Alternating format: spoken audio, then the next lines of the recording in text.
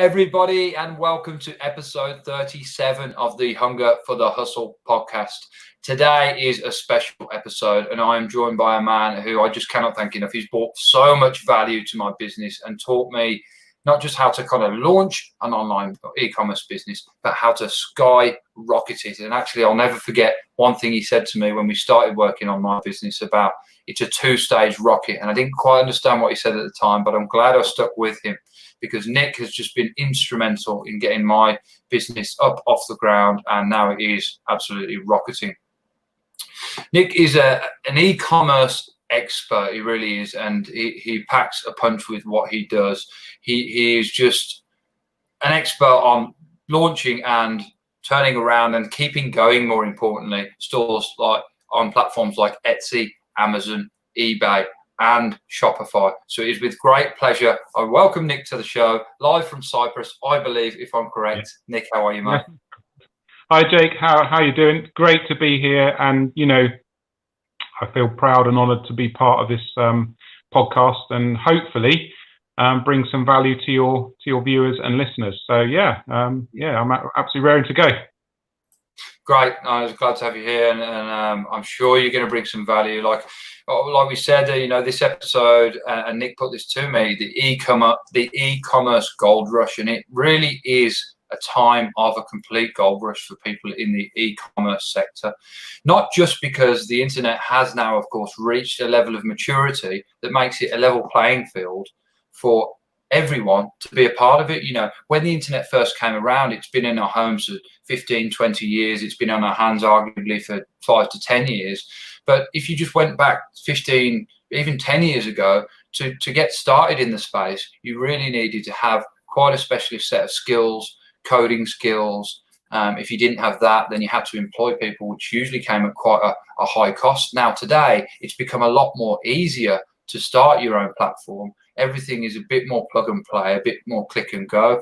And if you can't figure out a way to do it yourself, services like Upwork, which is where the service I use Nik with, it was actually introduced to me by my sister, and various other services online, is a space where you can find people to get the stuff done for you and focus on getting your business growing, which is what really anyone wants to do as a business owner and operator.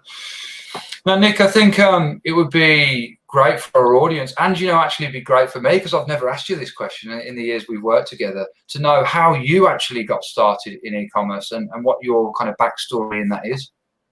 Yeah. Okay. Great. Yeah. So the story started in England. I used to live in England, and I used to work as a freelance IT consultant. So I was working in investment banks in London, and it was a very well-paid job, but had significant issues in that I spent, I went into a bank in darkness because it was early in the morning. I'd have to get there at 6:30, 6 o'clock in the morning, and invariably with the English weather, I'd often leave in darkness, certainly in the autumn and winter months.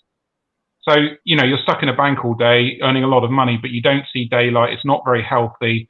You certainly don't see family and friends because most of your time is spent working.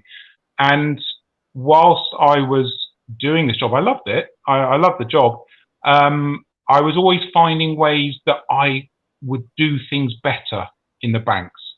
So I would start to be working on processes that ultimately would never, ever go anywhere. The banks, they would never take it on. They wouldn't implement any of the things that I was thinking about, because my job wasn't to do that. My job was to fix traders, bankers, machines, computers, and make them do the job they're supposed to do. Mm-hmm. But I was always sat there saying, how can they do this better? What, how can this department function better? What can we do to improve the performance of the department? All this sort of stuff. And it got to a point where the daily grind of working in this banking world was not matching up with where my life was going. I had a young son. I didn't get to see him very often. I didn't get to see my partner very often.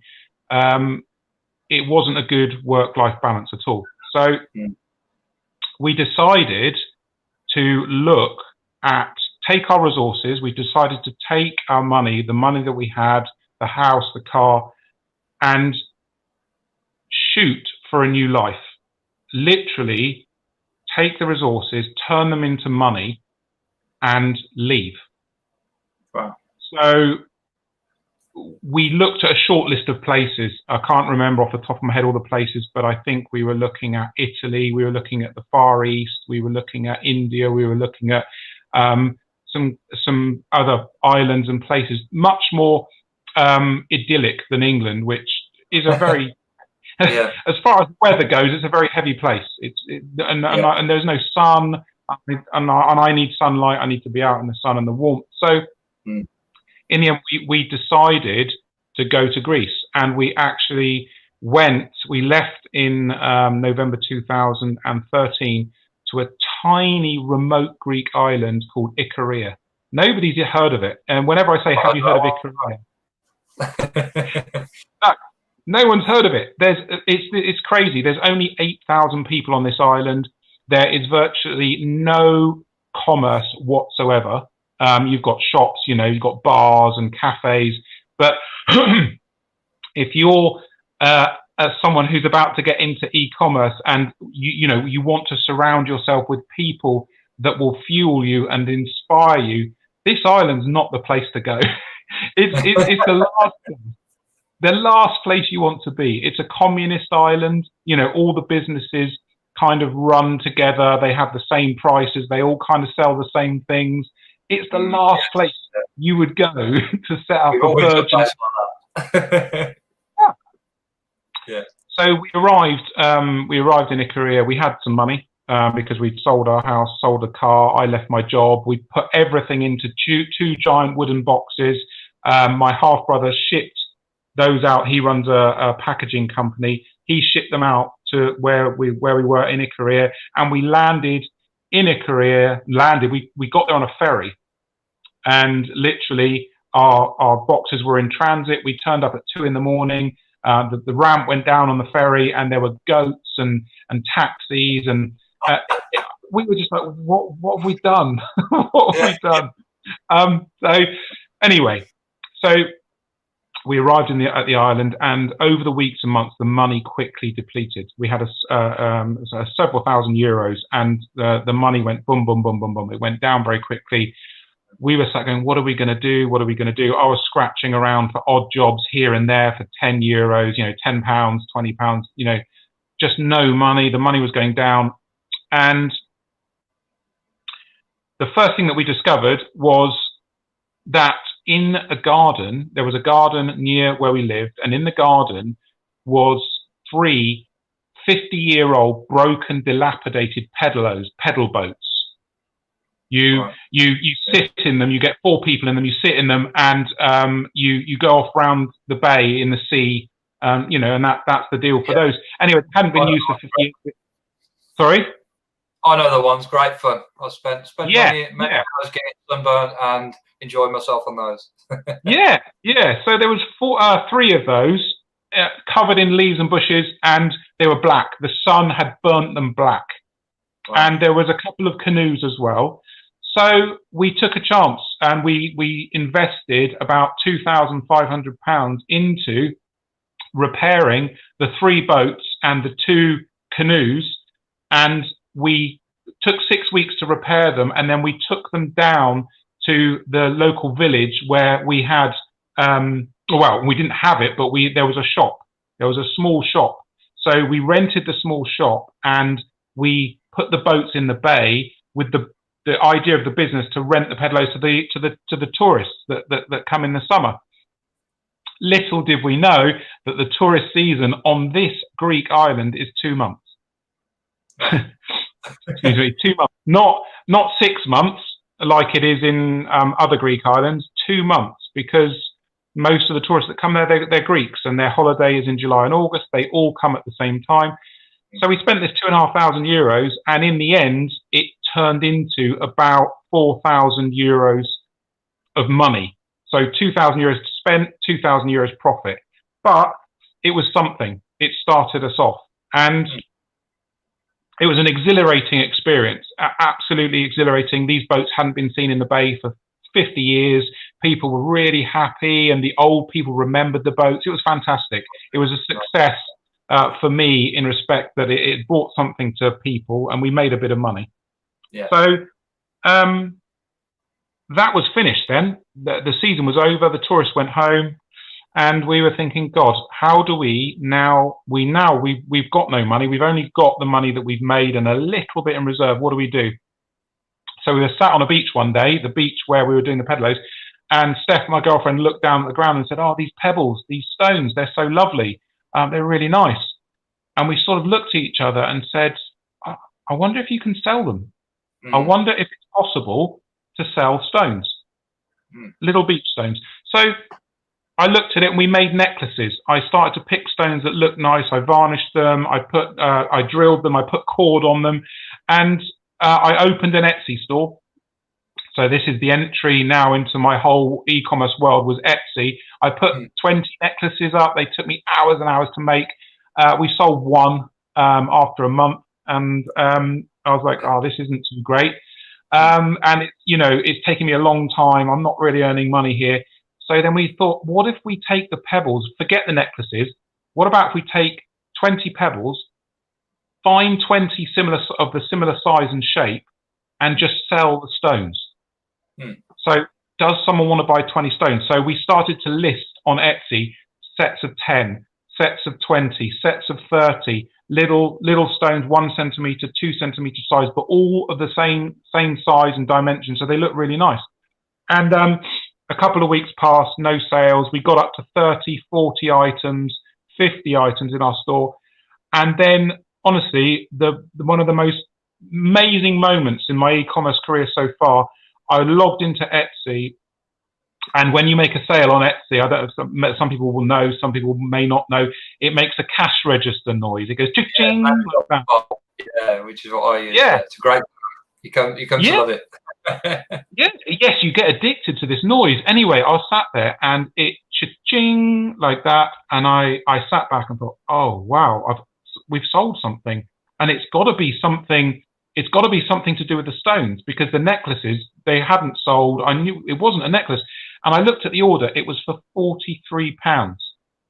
Now, back in 2014, we had no money, and an order came in for stones. It wasn't £7 or £8, 43. The woman who bought 5 sets of stones. And at that moment, my mind literally exploded.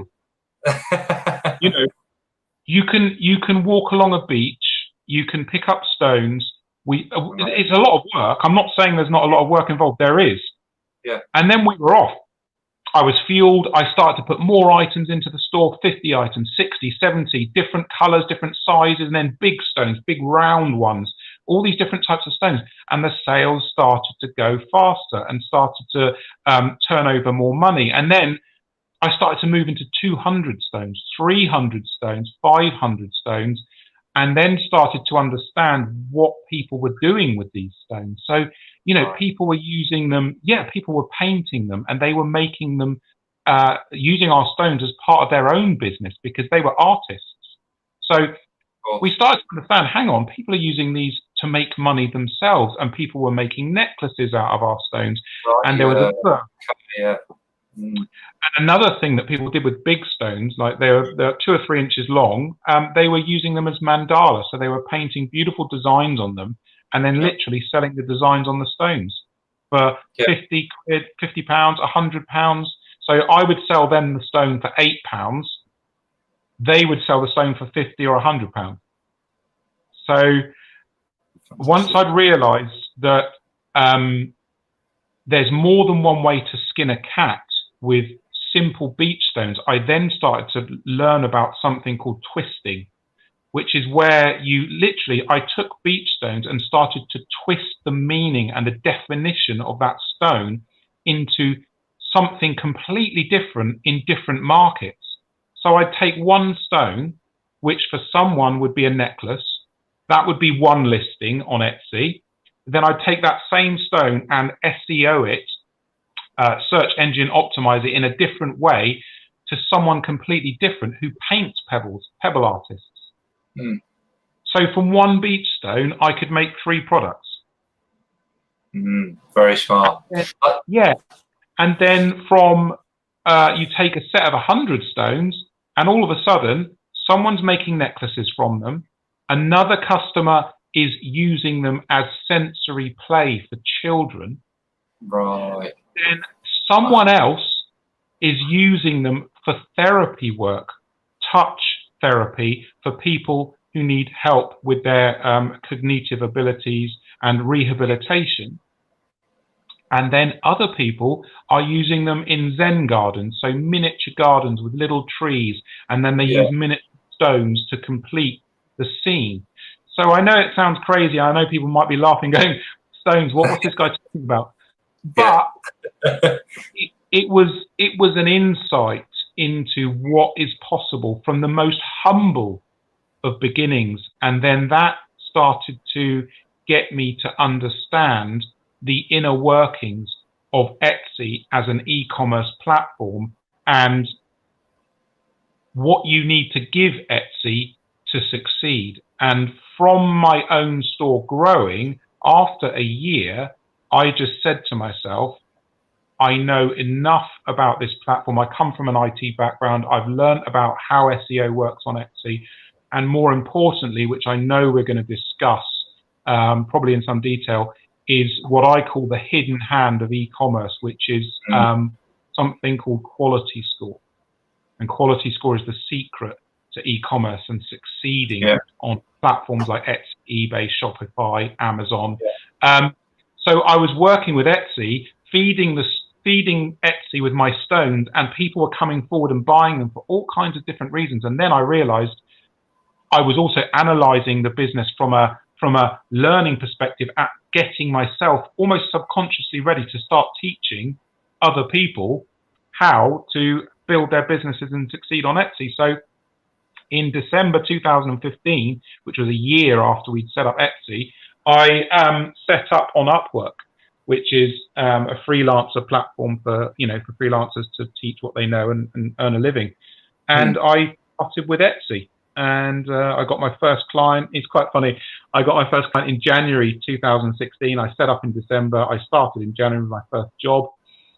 And my hourly rate for that job was $12. I wish I got you there. Yeah, $12. And there's so much that I could talk about this process, but something in the back of my head was I need to very quickly start increasing this rate and backing my knowledge with the rate that I charge. So very quickly I realized the concept of perceived value. And the concept of perceived value is you build the space and create the space with the quality of the work that you do and the brand that you put out, and you move your customers into that space that you created, and you charge accordingly, and you don't sell yourself short. So one of the things that I teach the clients and people that I work with is don't be thinking about lowering prices to gain. No, well, that's one of the valuable lessons. Sorry to cut across you there, mate, but that is one of the valuable lessons you taught me for sure. Yeah. So my rate was my rate was $12 an hour, and I worked with my first client. She was on Etsy, and she had 20 or 30 items in her store. I took her store to 215 items over a period of about a month and a half, which is it's too quick. It's too quick. When we talk about quality score a little bit later on, we'll understand why. But I had to make her money, and it was Christmas. It was around the Christmas time, and I knew that with Q4 and the amount of traffic going into Etsy, I could get away with building the velocity of the store more quickly, and I did get away with it. It did work, and her sales started flooding in as because I was pushing her list more. And she's a raging success now. She's been in the business 4 years now.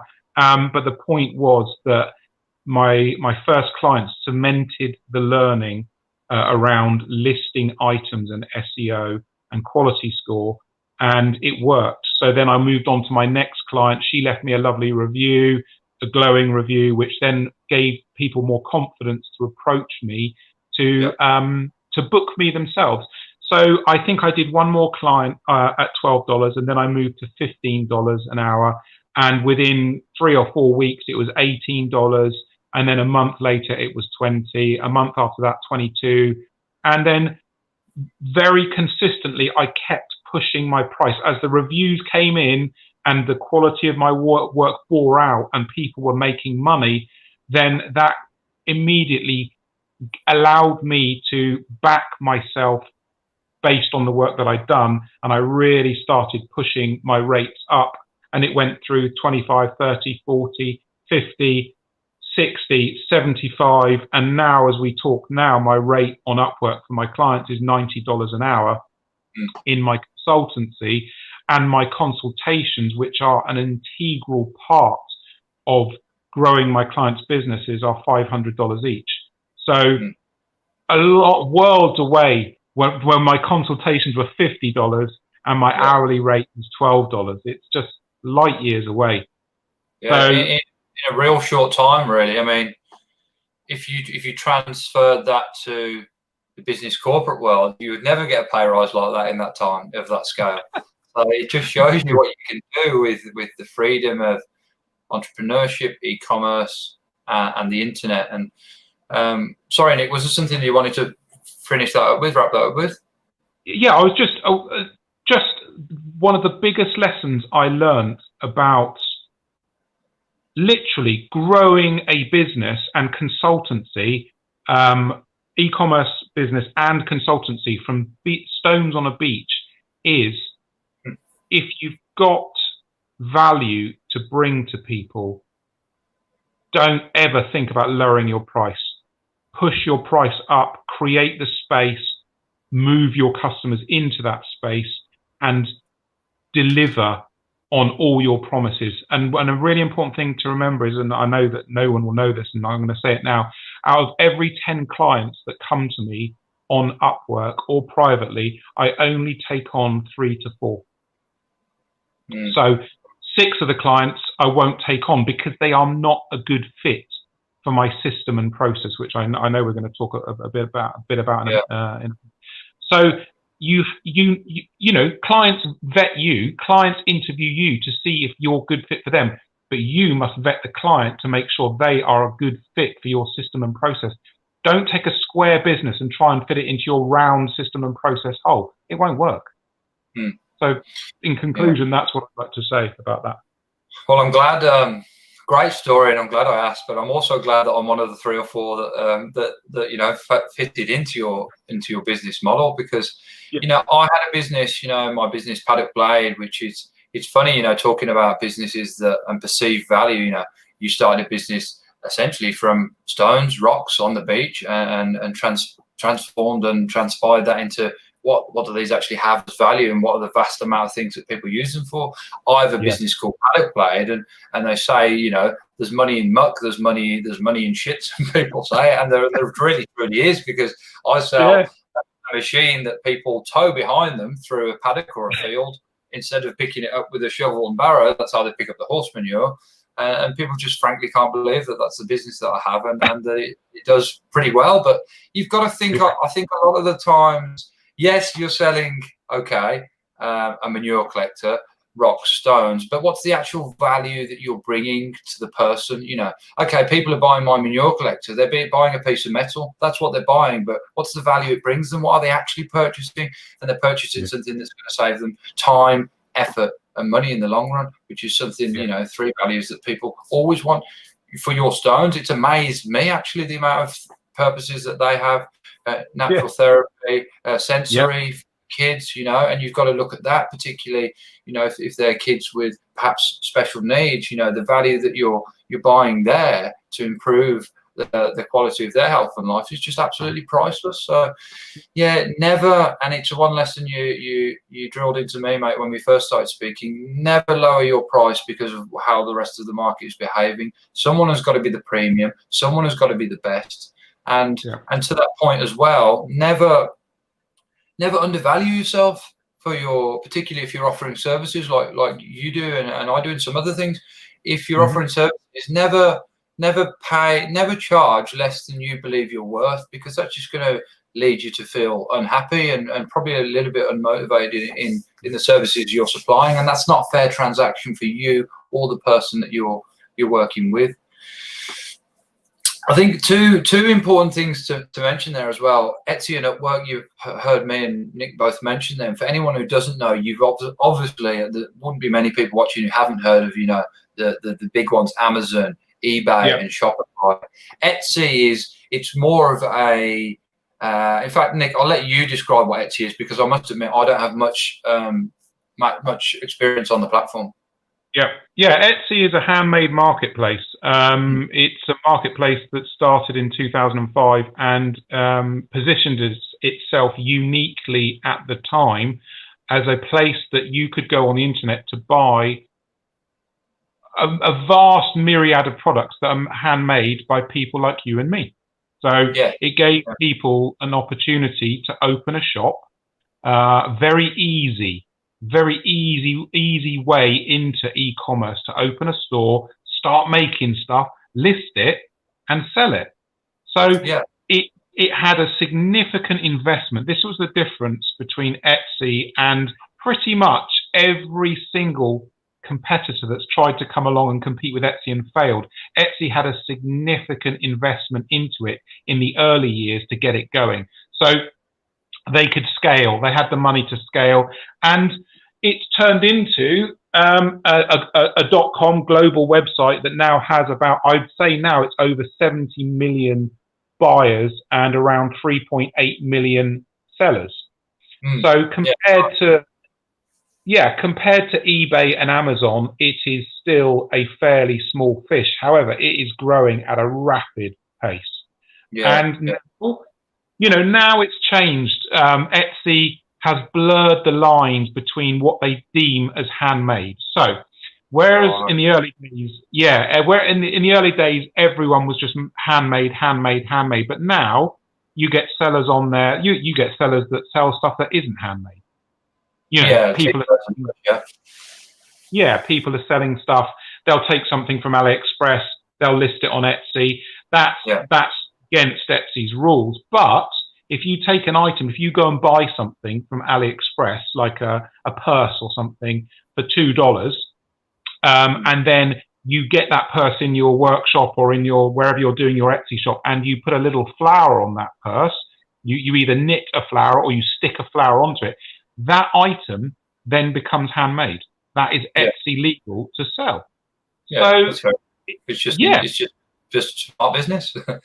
And I think, Etsy it's always been more of it's slightly more of a bohemian vibe. It is a lot of really handmade, custom made stuff, and that's how, let's not forget, that's how you met, right? Because my sister Laura put me onto you, who has a fantastic store on Etsy doing personalized comics in all regards, and I was needing some help with my business at the time. I thought I knew what I was doing. Evidently, I learned in regards to SEO and all things kind of in that regard, which is the bulk of where you helped me with my stuff. I didn't quite. The saying I heard once, it's you don't know what you know until you find out what you don't know, and that's what I had to do with you, right? And so my sister put me onto you, and I always in business, I try and go off people who refer me, people who have already had good experiences with the people, because you can't get better than a referral from someone you trust, someone that you know already and that you trust their word. If they're going to go, look, I've had a great experience with the person, I think you will too. You can't get better than that. And actually, on that point, there's something I want to touch on, and you really are an expert, Nick. You're an expert through experience, right? Which is, in my opinion, no better way. But I tend to find in this space, in the online space, in the digital space, e-commerce space, however you want to address it up, that there's a lot of people who tell you they can deliver the goods, but when it really comes down to the bottom line, they don't deliver. And of course, it's an easy space to do that in, because often you don't meet people face to face. In fact, before Nick sent me his photo for the graphic for this podcast, I didn't even know what Nick looked like until literally 12 hours ago. And we've been working together for 2.5 years. I'd seen his profile. They're usually taken a few years ago, aren't they? So you don't meet people face to face. And to that end, people can obviously ham themselves up without, you know, a lot of social proof or a lot of reviews and not much to go off, which I would advise staying away from that as much as you can. And you find people, yeah, I had to what's the saying?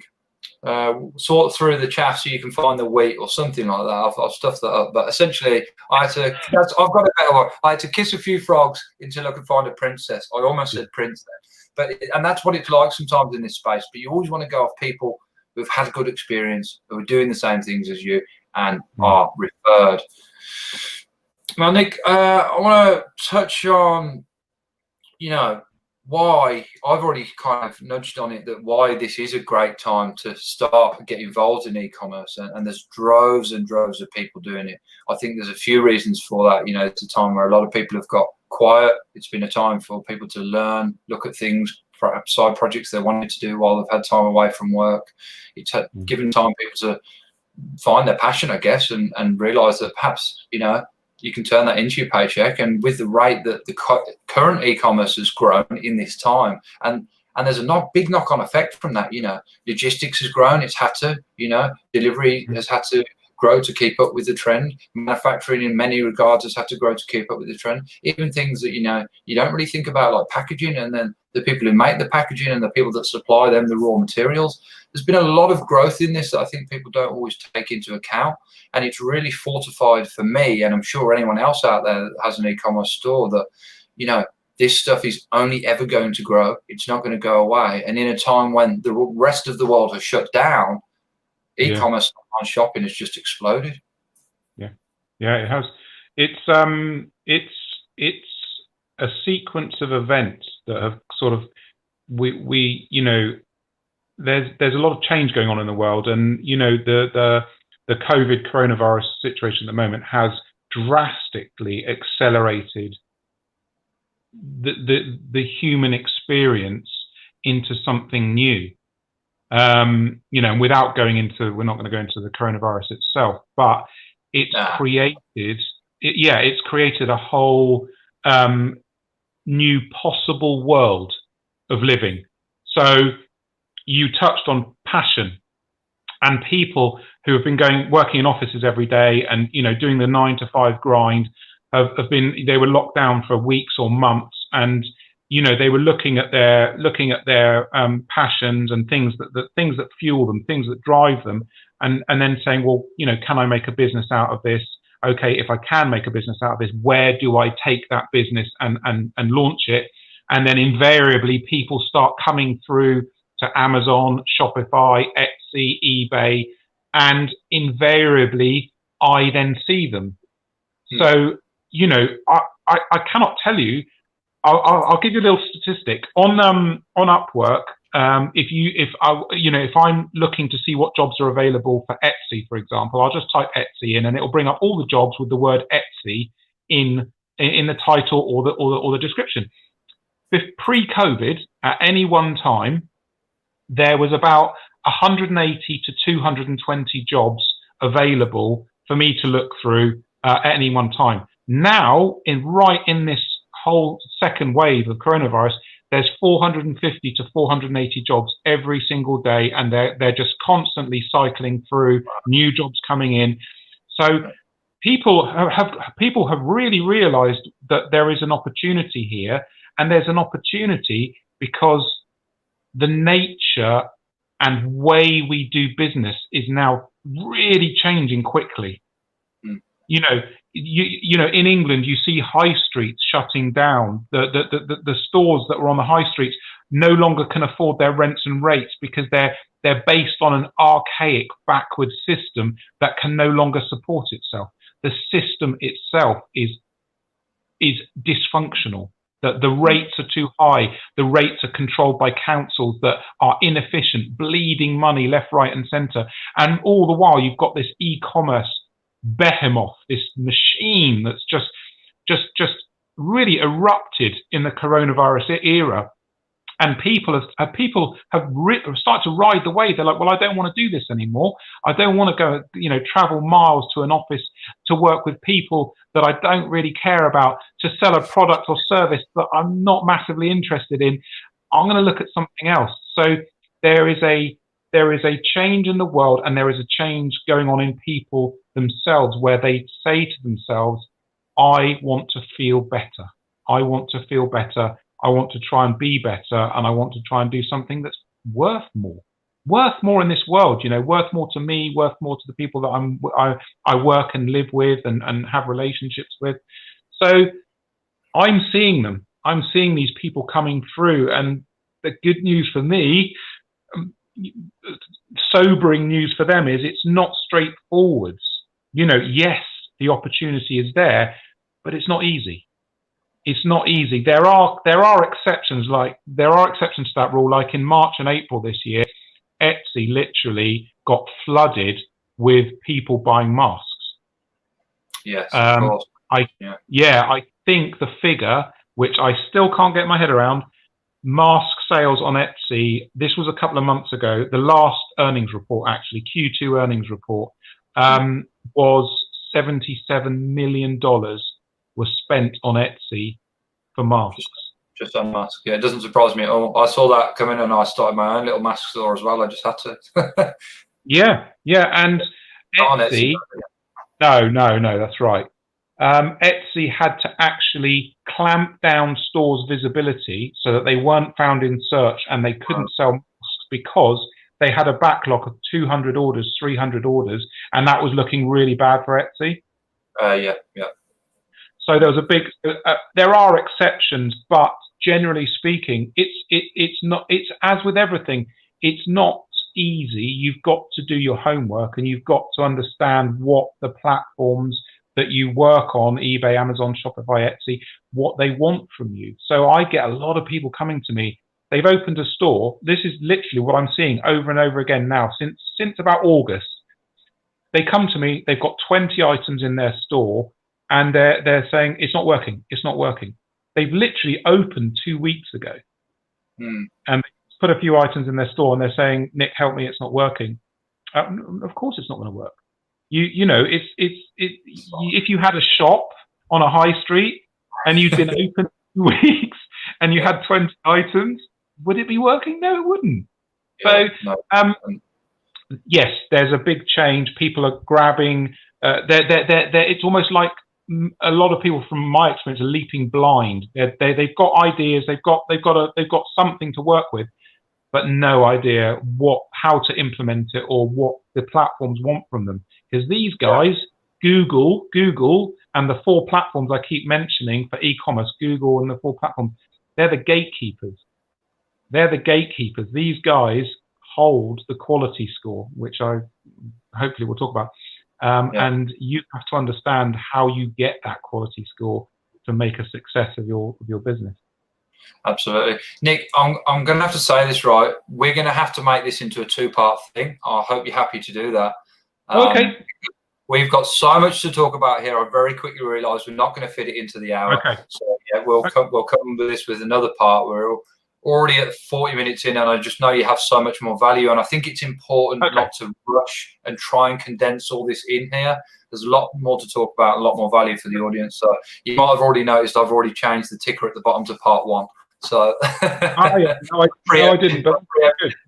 Preempted it. Yeah, I think it's important not to rush this information out and really take our time in the long tail to give it, because there's a lot of information in here, guys, and a lot of nuggets, particularly if you've only kind of just got into e-commerce, or you're just thinking about coming into it. And Nick highlighted it just then. Yes, there are exceptions to the rule. Yes, there's always bad exceptions in life. People can win the lottery, right? But it doesn't really happen that often. And sometimes when that does happen, the money actually goes very quickly, which it can happen with any quick success, right? If you're not used to it and don't know how to manage it.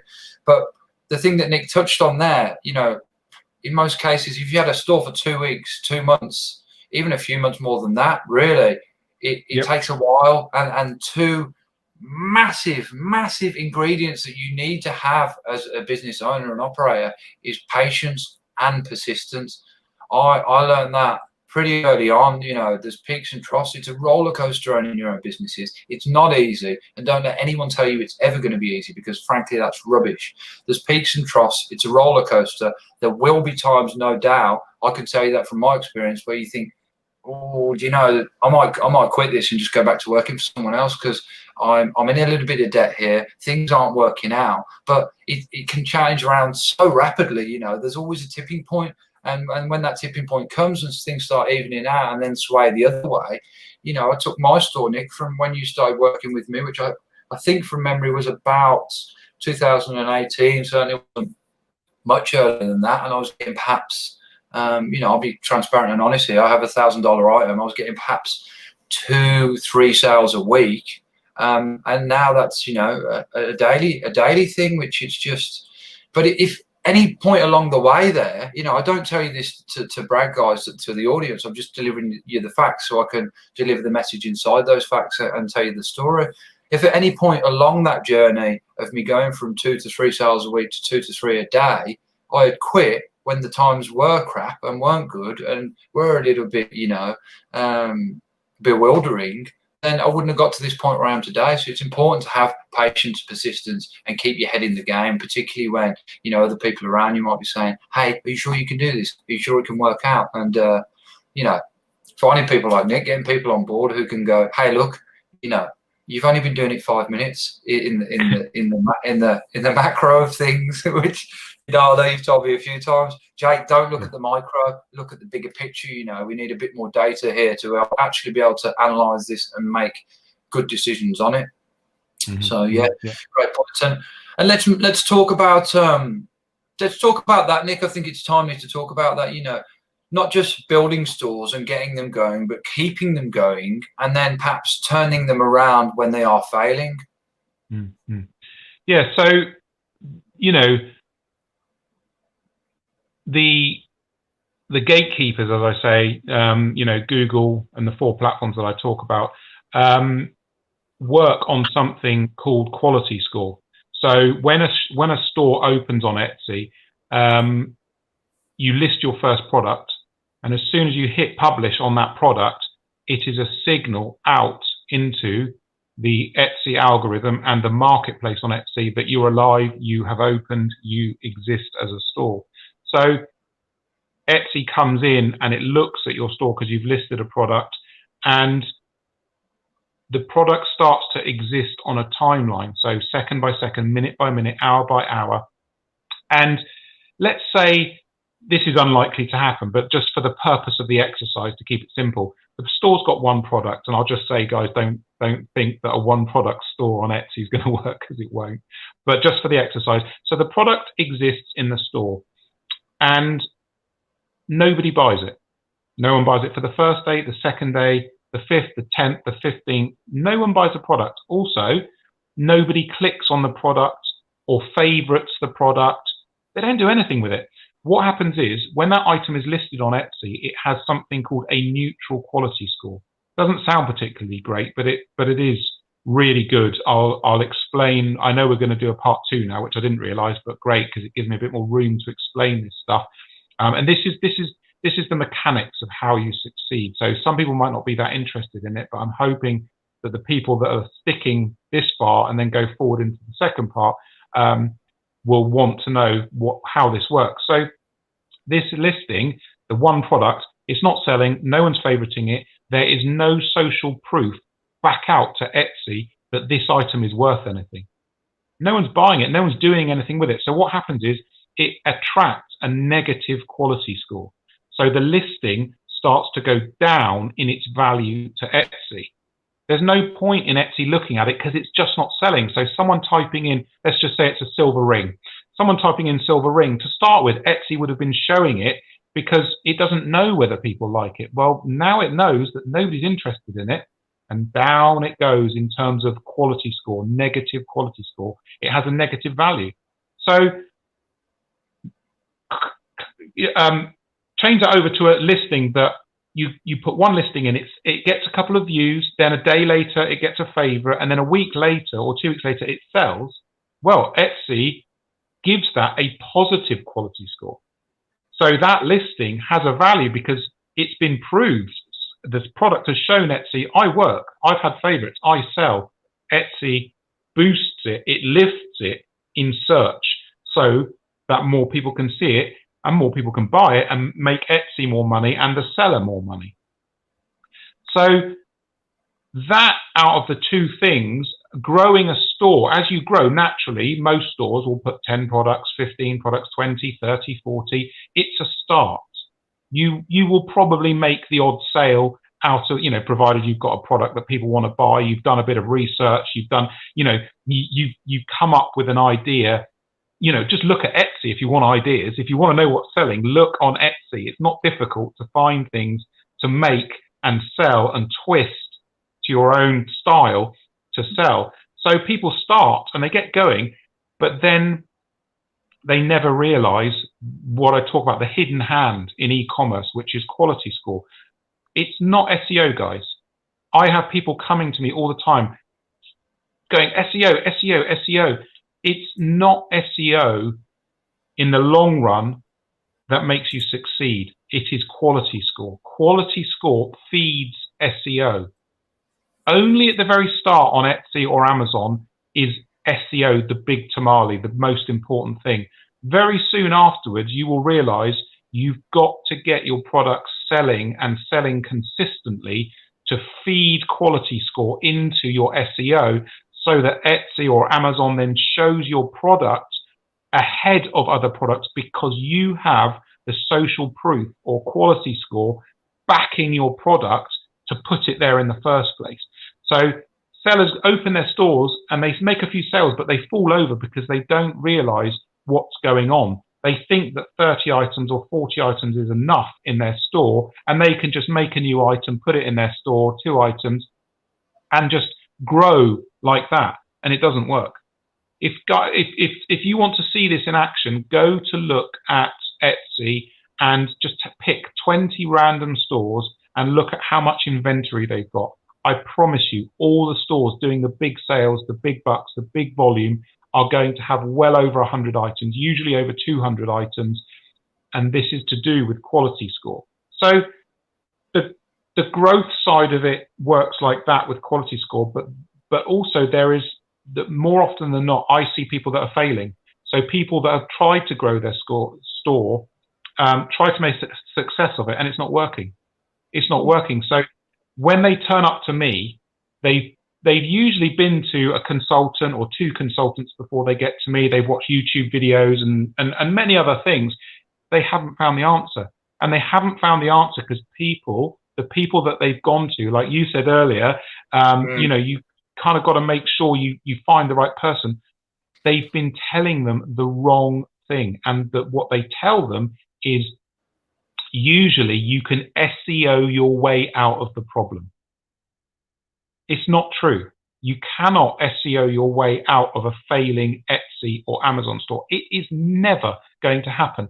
And this is how so many consultants and how the industry gets a bad rep, because it's very difficult to prove it. If you hire someone to do some SEO, the guy's going to say to you, I'll do your SEO for you. Yeah, it's $200, it's $300, whatever. You'll see results in a few weeks, couple of months. Oh, will I really? Yes, you will. Okay, cheers. They do the work, they go, there's no results. There's no results because SEO doesn't give you quality score. It's your inventory that gives you quality score. And I think I'll have to save more talk on quality score for the second part. But they come to me in the end, their store is failing. I've got graphs on my Upwork profile that anyone can look at. And if you want to look at my profile on Upwork, you can just type Nicholas P, and you'll see. Are you still there, Jake? You've gone. There's just me here. I don't know if you're still here or not.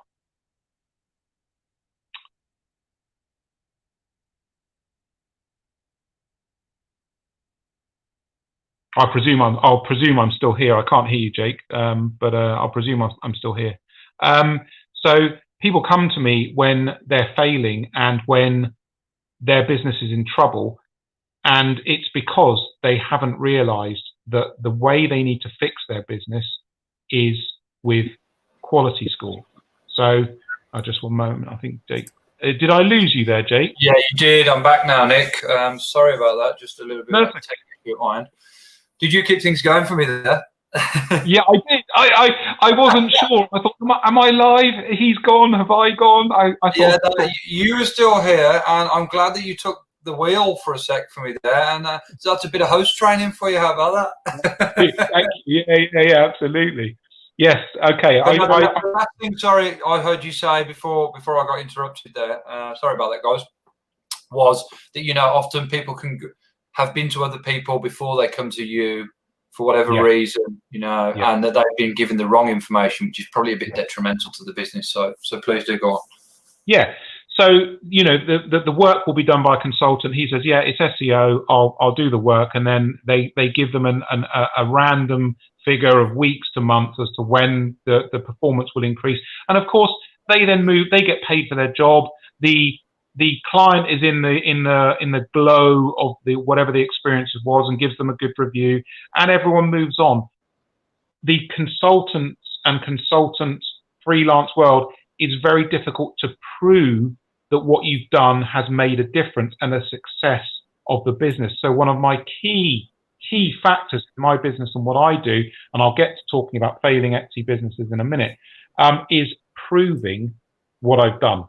So I don't just sit there and do a $500 consultation and then charge $90 an hour for the work without being able to show new clients coming in, yeah, guys, this actually works. I've got a system and process. If I take you on, if you come into my workplace, there is a really, really high chance I'm going to get you to succeed.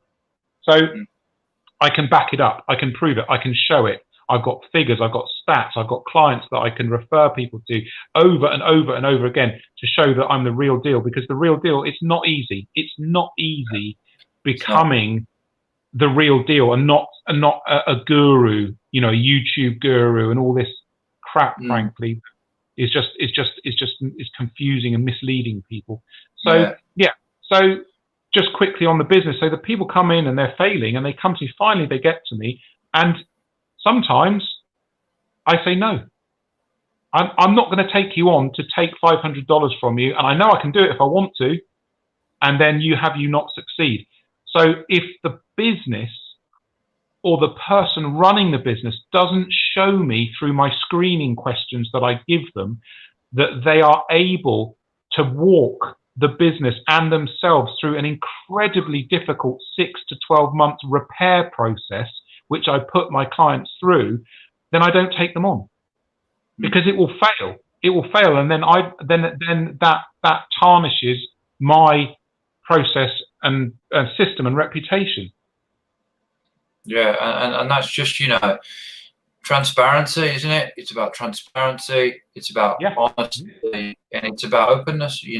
And engaging in an honest, transparent transaction and saying, look, hey, this isn't all about money for me. Of course, it's great when you get rewarded well for what you do, and everyone should always be paid their worth for what they do.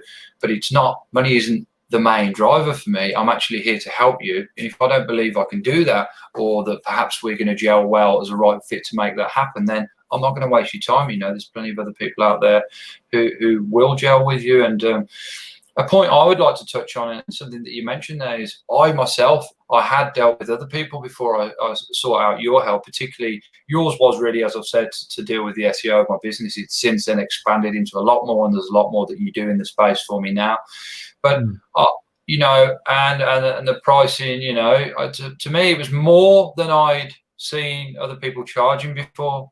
Like I said earlier, though, you were referred to me by my sister, who I trust, and I know her word is good. And she said, look, he's doing really good things for me in my business, which her business is doing even better than it was then now, which is how they should be going. But, at first I was a little bit cautious. I was like, oh, that's a lot of money. But, it's true what they say. You have to spend money to make money. And do you want to deal with someone who's, is giving you a low price, doesn't have much experience, and you are probably being a bit of a guinea pig for them, actually. And everyone has to start somewhere, of course. I respect that. But if you want to get your business somewhere quickly with people who are experienced and know they're experienced and charge that to that end as a numerical value, then you're going to have to go with people who aren't just charging the low end of the prices. And that's one thing I love about Upwork, actually. And we haven't really explained what Upwork is. I really enjoy speaking to you, Nick, and this is why we need part 2, maybe even part 3, who knows.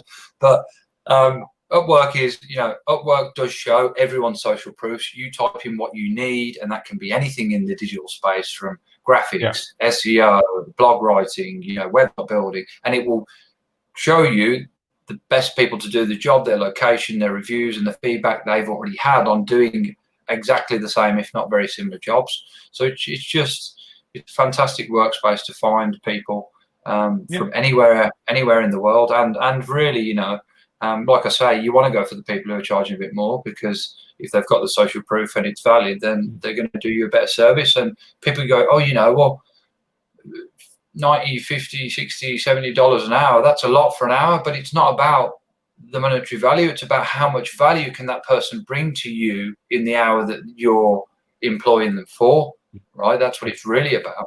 So I think it's important. I just thought it'd be important to mention that. Yeah, it is. At that end, yeah.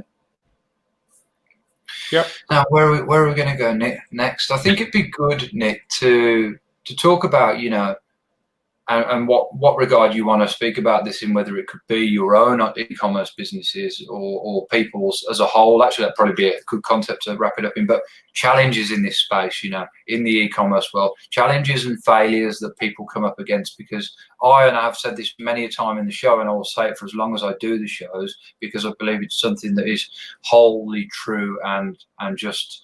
It's true to anyone in any respect, that when things are going nice and well and the bills are paid and everything's running smoothly, you're winning. You're learning, right? You can learn in that space, particularly if you want to, but you tend to learn a lot more when you challenge, when the failures are there, when you're in the troughs, when your back's up against the wall, and you've got to figure out how to get past that. So yeah, just tell us about maybe some challenges and failures in this space that people often come up against. Yeah, I think the main thing, one of the main things that I've seen when I talk to people, and I'm talking to my clients or prospective clients, is the lack of belief in themselves. There's a lot of people that they might have an idea, they might have a selection of ideas. You need to cultivate a belief in yourself to put the business out into the platform or platforms. You might use all the platforms, you might just use one, that it can work. Belief in yourself. It's such a big one. I'll just say, when I consult people, I've been told many times that it is a coaching program. I actually motivate them and fire up their hidden fire, their willingness to make their business succeed. So part of the value, you were talking about delivering value. Part of the value I deliver is not tangible. It's actually motivational for people to feel more empowered and confident to step forward and grow their e-commerce business. So the first thing I see is a lack of belief, a lack of confidence, and that's a whole subject on its own. I mean, there are, you can talk a long time about where all that comes from, but the first thing is the first problem that I see is a lack of belief and confidence themselves. And the second thing, overwhelmingly, above everything else, is a lack of research into the marketplaces you intend on selling on. So, people blundering into Amazon and Etsy with no idea what they're doing in terms of, well, have you even looked at a set of 5 or 10 stores in your niche? Have you looked at what they've sold? Have you looked at the prices? Have you looked at the reviews? Have you gone into the reviews and looked at the weaknesses? Look in the reviews, take those weaknesses out, twist your product against theirs to make yours better, to gain your share in whatever niche that you're in. Have you done any of that stuff? No. Do you know how many people shop on Etsy? Do you know that even though Etsy is a .com marketplace, 70% of the buyers are in the United States? Did you know that? No. Did you think about the trends and the styles of the United States and think, oh, okay, well, maybe I should tailor my products to the key dates, trends in the United States, considering so many people are buying there? So the second thing is a lack of research into what on earth you're doing beyond your view of your product, your business, your price. You need to look out into the marketplace and really know how that ticks and what makes it work. So those are the two big failures that I see all the time. Yeah, yeah, and look, I can put my hands up and say I've done both of them. You know, I've been there and lost belief in myself and not had belief in myself. And like, I could be honest to the point of saying, when I actually first got in touch with you, Nick, things were going okay for the business then. But like anything, you know, now and again, I remember just speaking to you the first time, and like I said on the call earlier, you told me about, look, there's going to be a 2-stage rocket, Jake, and this is the first part we're going to build, then we're going to build the next part, and then the rocket's going to take off. And, you know, having the belief in yourself, sometimes that can actually take from having someone else have the belief in you when you haven't got belief in yourself, which leads you, maybe you don't realize it at the time, but to have belief in yourself. So, you know, when you don't perhaps have the belief in yourself, borrow someone else's belief in you. It's a little bit of a, I like to use the word cheat sheet, because I think all that stuff's a bit BS, but it is a bit of a cheat sheet way of doing it, right? You know, and then the second thing that you said about doing the research, you know, having your own business and starting your own venture to generate your own cash instead of having to trade your time for someone else's money at a particular place of business. It's a calculated risk. Don't forget that. You know, it is a risk, of course, but it needs to be a calculated one. And how are you going to make a calculated decision, particularly to selling online? Well, the information and actually the data is already out there. The platforms are already out there. So like you said, you've got to do your research. You've got to look into, you know, okay, I want to sell buckets and spades. Well, let's spend 8 to 10 to 12 hours, maybe 3 times a week, really diving into who's selling buckets and spades on Amazon.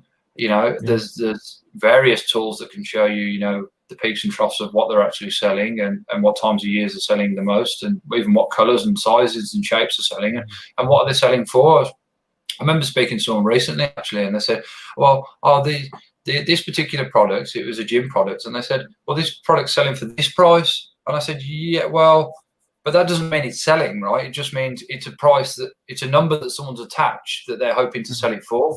It's actually had no sales for the past 12 months, and it's got no reviews either. So you can't always believe what you see on the face of it. You've really got to dive deep into the products and check that they are viable. You know, many of them are, though, because there's billions of people living in this world, and billions of them are shopping online. So it's yeah, and that's why, because something you look at first, you could think, oh, then maybe this isn't a viable product, but it's just that you're looking at someone else who isn't doing a good job of selling it. It's a viable product, but you've got to, that's why I say, you know, people think that's extreme, maybe 8, 10, 12 hours of research 3 or 4 times, but I just think it takes that much time and dedication to put in before you make a decision and really put, you know, any kind of heavy investment of your time, energy and finances into it. Yeah, absolutely. Yeah, Nick, we've already run up into and over the hour, so let's wrap this up here. I've really enjoyed chatting to you, mate, and we'll do a part 2 perhaps next week or whenever you've got time. Because look, I can tell you all, guys, we got into 2 or 3 questions there, and we've got at least 7 or 8 more that we haven't even touched on. Yeah, there's more time needed. I'm grateful for you to give me an opportunity to do another part, because I did, like you, I felt there's no way we can get through it all, and people are going to learn stuff. They're going to learn some good stuff to consider for their own ventures, and yeah, it's great for a part 2. Yeah, fantastic. Yeah, so if you just join us, guys, unfortunately you join us at the end, but you can always watch this back on the platforms, and we're going to do a part 2. We're going to dive deep into e-commerce again, what it takes to start a store, keep it going and grow it. Nick has been my guest today. Nick, enjoy the rest of your day, mate, and I'll catch up with you soon. Yeah, you too. Thank you very much, Jake. See you guys. Thanks, guys. Take care. Bye.